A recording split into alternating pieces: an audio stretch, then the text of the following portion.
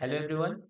इस क्वेश्चन में बोल रहा है all the energy released from the reaction x converting into y और delta g not of reaction दिया है -193 kilojoule per mole is used for oxidising M plus as M plus converting into M3 plus और इसका oxidation potential यहाँ पे दिया है। Under standard condition the number of moles of M plus oxidized when 1 mole of X is converted to Y। यहाँ पे देखो standard condition में बोल रहा है कि X का 1 मोल कन्वर्ट हो रहा है Y में। समझे?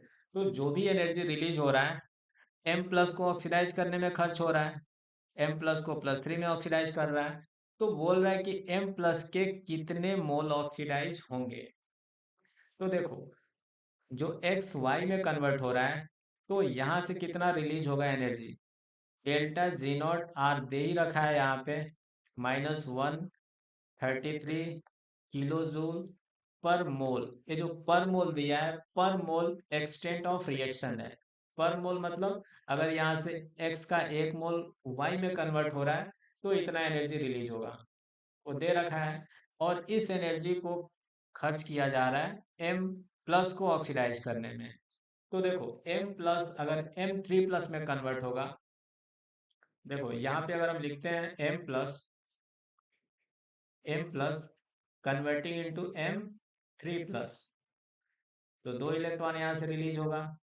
इस रिएक्शन के लिए डेल्टा जी नॉट कैसे लिखेंगे, delta g not for this reaction यहाँ पे लिखेंगे -NF, ऑक्सीडेशन हो रहा है तो ई नॉट ऑक्सीडेशन पोटेंशियल लिख देंगे और इसका वैल्यू आएगा एन का वैल्यू। देखो इस रिएक्शन में 2 मोल इलेक्ट्रॉन रिलीज हो रहे हैं तो यहाँ पे लिखेंगे 2 मोल इलेक्ट्रॉन पर मोल एक्सटेंट ऑफ रिएक्शन है, पर मोल रिएक्शन।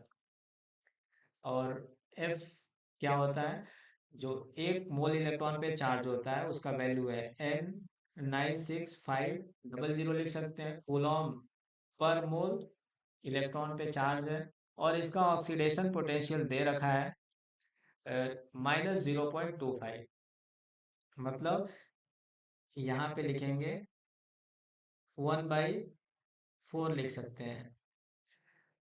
अब देखो इसको सॉल्व करेंगे तो इसका वैल्यू आएगा 96500/2, इतना जूल आ रहा है।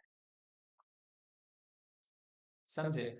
तो अगर इतना जूल एनर्जी मिलेगा इस रिएक्शन को, मतलब एम प्लस को M3 प्लस में कन्वर्ट करना है, 1 मोल अगर कन्वर्ट हो रहा है तो इतना जूल एनर्जी इसको लगेगा। पर मोल एक्सटेंट ऑफ रिएक्शन के लिए इतना एनर्जी लगेगा। समझे? तो अब हमें वैल्यू बताना है कि M प्लस का कितना मोल ऑक्सीडाइज हो रहा है, तो पर मोल के लिए 1 मोल के लिए इतना एनर्जी लगेगा। तो एक्स मोल, मान लो एक्स मोल ऑक्सीडाइज हो रहा है तो एक्स मोल के लिए कितना एनर्जी लगेगा, एक्स इंटू 96500 डिवाइडेड बाई 2। और कितना एनर्जी लगेगा एक्स मोल के लिए, इतना एनर्जी लगने वाला है। और इसका वैल्यू अपने पास फिक्स है कि इसका वैल्यू जो है इतना ही है जो पहले रिएक्शन से एनर्जी अपने को मिल रहा है। कितना मिल रहा है, -193, तो इतना ही एनर्जी मिलेगा। तो लिखेंगे 193 किलो जूल, तो किलो जूल के लिए 10⁻³ लिख देंगे।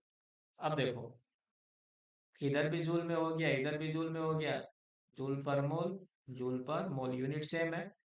अब देखो यहाँ से इसको सॉल्व करेंगे तो x का वैल्यू आएगा 193, इसको कट करेंगे तो ये हो जाएगा 965 इंटू 2। अब देखो ये 2 बार में कट जाएगा तो x का वैल्यू यहाँ से आ रहा है 4।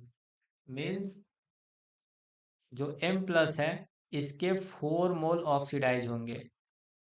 अगर x का 1 मोल y में कन्वर्ट हो रहा है तो जो एनर्जी रिलीज हो रहा है उस एनर्जी से हम M प्लस के 4 मोल ऑक्सीडाइज कर सकते हैं M3 प्लस में। तो इसका आंसर क्या है, 4। Thank you.